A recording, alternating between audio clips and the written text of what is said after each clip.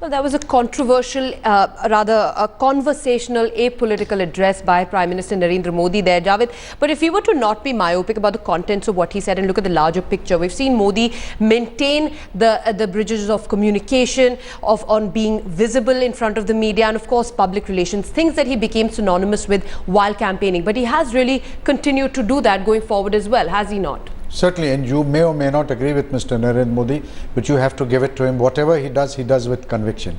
He's using this tool of communication to reach out to people who otherwise are left out of the conversation. The radio you will find in every hamlet, in every juggi jhopadi of this country. Television, maybe not. And therefore, he's addressing a constituency which so far has remained out of the ambit of the conversation. He's in his first address, you know, he tried to stay above politics. He wasn't partisan, spoke as Prime Minister, spoke of issues close to his heart, and spoke of issues with which people in rural India will connect with. How much of an impact it will have, we'll know as time goes by, because this was the first of the many such conversations that he intends to have with the people. Javed, stay with us. It's a day of many firsts. It was Prime Minister's first address on All India Radio. It was also for the very first time that the Doordarshan telecast the speech of the RSS chief on Dussehra, and that really has hit a wall of controversy. The first address by RSS chief Mohan Bhagwat on national broadcaster Doordarshan, and the first ever prime ministerial radio address in recent past. These are the two events really that have hogged the headlines as far as this morning is concerned. But for the RSS Supremo, the occasion was a chance to spread a message of peace and endorse the 5-month-old government. We listened to what Mohan Bhagwat had to say.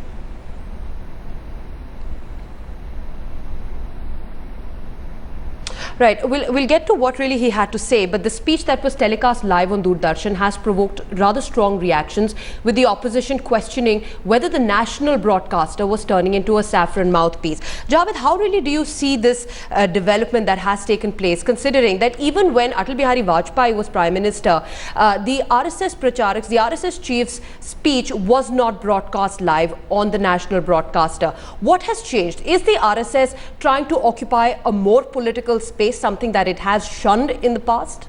Well, that certainly is the case. The other big change that has taken about is this is the first BJP government. This is a government which has a majority of its own, and therefore can very much do a lot of things which it couldn't do during Mr. Atal Bihari Vajpayee's time, because that was a coalition government. It was dependent on support of several other parties. In this case, that is not true. And Mr. Modi makes no bones about the fact that he is right of the centre. His politics is right of the centre. He believes in these things, and therefore they are trying to propagate it. Now, as far as the proprietary question is concerned, whether the national broadcaster should be allowed for political organizations and cultural organizations to broadcast the agenda, that's a different debate. And if indeed that is the case, then it should be applied uniformly, and all political parties and cultural organizations should be given the same kind of space and prominence that Mr. Bhagwat was. Absolutely. Let's play out what RSS chief Mohan Bhagwat had to say earlier on in the day.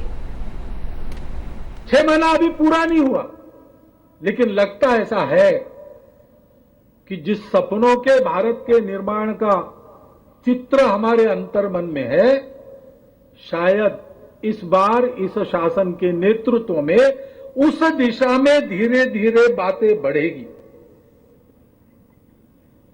अच्छी बात है, आनंददायक बात है, परंतु अभी तो 6 महीना भी नहीं हुआ।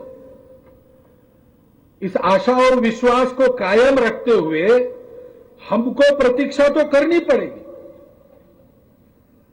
समय तो देना पड़ेगा, क्योंकि परिस्थिति ऐसी नहीं है कि किसी के पास कोई जादू की छड़ी हो और छू मंत्र करके सब ठीक कर दे। ऐसे हो नहीं सकता। Doordarshan. All right, Executive Editor Javed Ansari, thanks very much for joining us with perspective on those two big stories of the day. But what RSS chief Mohan Bhagwat had also to say was hitting out at the Western world. He's blamed its flawed policies for the rise of ISIS. Addressing RSS cadre during his speech in Dussehra, Bhagwat criticized the West and held its greed for oil as the main reason for the rise of ISIS and its growing terror activities.